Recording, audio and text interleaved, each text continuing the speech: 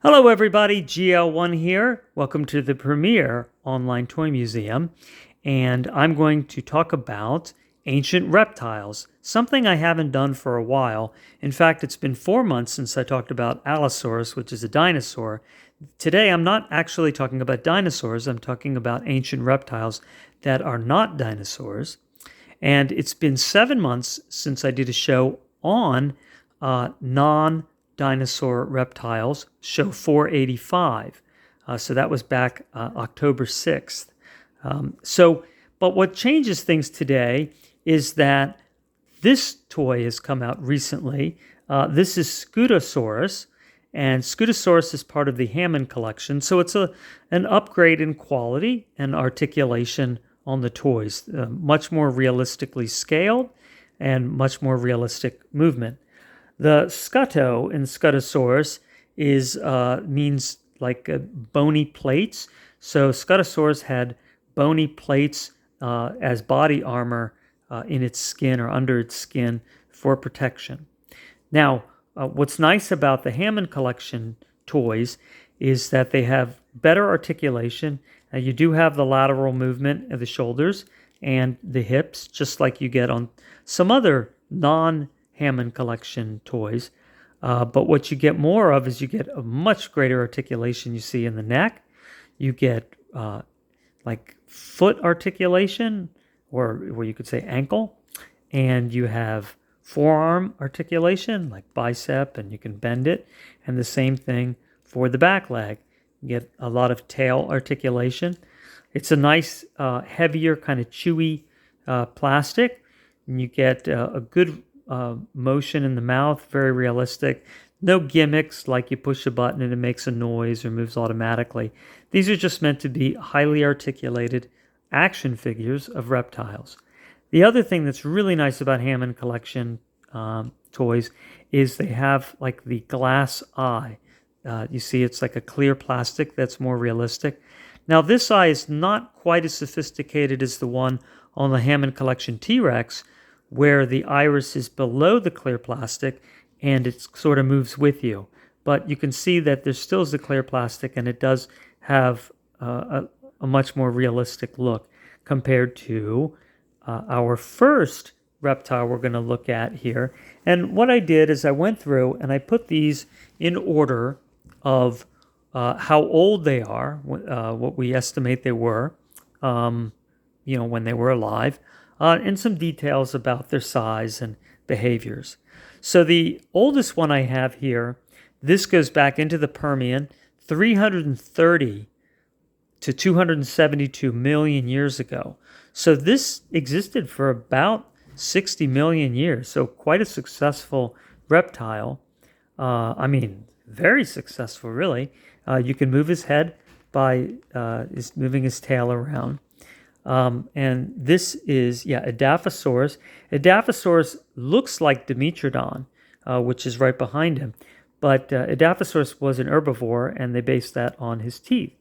Now, you do have some lateral articulation in the arms on the toy, but as you can see, you don't have elbows, knees, or wrists. But it is same or similar high quality, a little bit bendable plastic. All right, so next oldest is Dimetrodon, and this is a Permian carnivore. It did overlap with Edaphosaurus.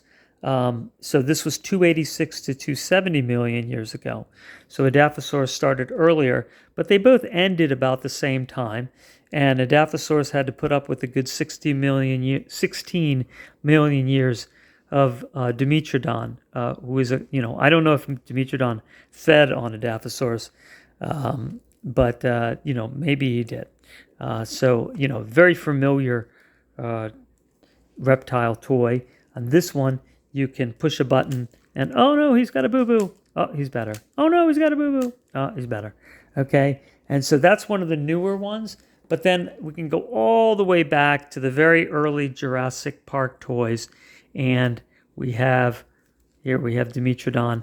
And look, the foot's kind of turned backwards, but you move the leg like that, and he chomps. And the teeth are a little bit scarier on this Dimetrodon. All right. So then we have Scutosaurus, and Scutosaurus was about 7 to 10 feet long. It was 264 to 252 million years ago. Okay, so late Permian. It died out during the Permian extinction, which was 252 million years ago.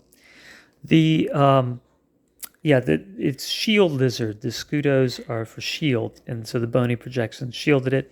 7 to 10 feet long, up to 2,500 pounds. So the size actually larger than an American bison, which are about 2,200 pounds, the largest, but very similar in size. All right, so then moving back, we have this fella here, and this is Lystrosaurus. Lystrosaurus actually very common reptile that they judged that by. They found a lot of fossils of this reptile before and after the Permian extinction. So it survived the extinction, one of the few animals that did. The Permian extinction, there are 5 mass extinctions, and a lot of scientists believe we are going through a 6th right now because a lot of animals, birds, and insects are dying off due to climate change and man-made destruction of environments that animals need to survive. So this fellow here, Lystrosaurus, is a therapsid, so it's kind of like a pre-mammal. Like its genetic makeup led to later to mammals. It was 2 to 8 feet long, so they varied. There were different ones that varied a lot in size. It was from 255, made it over the Permian extinction, which was 252, all the way to 248. So another 2 million years after the extinction. The Permian extinction, 70% of all land animals died, and 96% of marine animals. So very horrible. But this little fella survived, and you can see very kind of a similar body design, right, to the Scutosaurus. It's got the legs directly underneath him, and kind of the short, truncated body, and even a similar head, and with these long tusk-like teeth. All right, so then this brings us to further down. We get to Shringosaurus, which was an herbivore, but really cool-looking herbivore. Shringosaurus is 245 million years ago. 10 to 13 feet long, but small, only about 100 pounds. So it's not to scale with these others here. But as you can see, Shringosaurus had these cool horns on top. And this one, you can move the head around quite a bit. Now, the difference, the Hammond collection, you see, you can move the head around, but the head is also independent of the neck. So a little bit extra articulation. But, they give you something very similar in some ways to the Hammond collection. And you can just kind of rotate the tail like that. It doesn't move around. But anyway, Shringosaurus is really cool looking, huh? All right, well, moving back, we're going to go back 240 million years ago. We're going to go down to 3 million years later. We have 2 reptiles. This one looks like a dinosaur, and it looks like a crocodile. This is Prestosuchus. Prestosuchus is about 900 pounds, so almost 1,000 pounds. So actually about as heavy as a small bison. 23 feet long, had a long tail. And the toy, push the button here, big old mouth, 900 pounds. So definitely, think of it like this. It's as big as a liger, which is a lion and tiger, when they mix together. So it's bigger than a tiger and bigger than any lion. So it really as big as, or as heavy as like a grizzly bear. And then also from 245 million years ago is Tanystropheus. And Tanystropheus is an aquatic reptile. And you see it has these big teeth for snagging fish that couldn't get away. And a long neck probably for darting very quickly to catch its prey. And coming up a little bit sooner, we're going to keep moving forward in time. And then we have Rawasuchus, and this is a Pseudosuchia. So this reptile is related to alligators, crocodiles, crocodilians, really. And you can see that in its build. 235 to 228 million years ago. So, looking at 7 million years, 13 feet long and about 550 pounds. So this is as heavy as a male lion. So again, still quite big. Imagine a reptile, a couple 100 pounds bigger than a Komodo dragon, maybe even 300 pounds bigger than many of them. All right, so huge and nice reptilian tail, or more like a crocodile tail. All right, and then last, this is not a Jurassic World toy, but I lucked into finding this, and this is Scaphonyx. This is from 231 to 227, so this is Triassic. So there are definitely dinosaurs around at this time.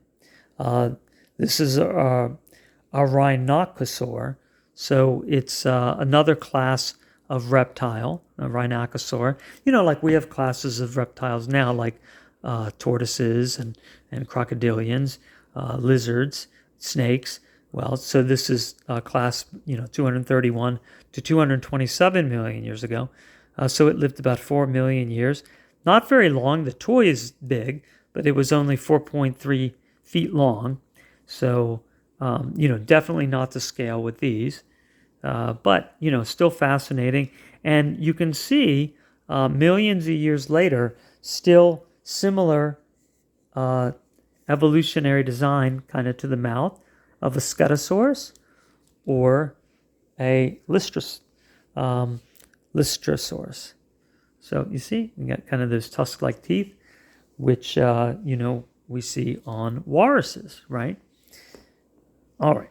Well, so I know it's been a while since we've seen, ancient reptiles, and I know because another one I will be doing a show soon on that as well. So thanks for watching. I hope you enjoyed that and learned something, and you all take care.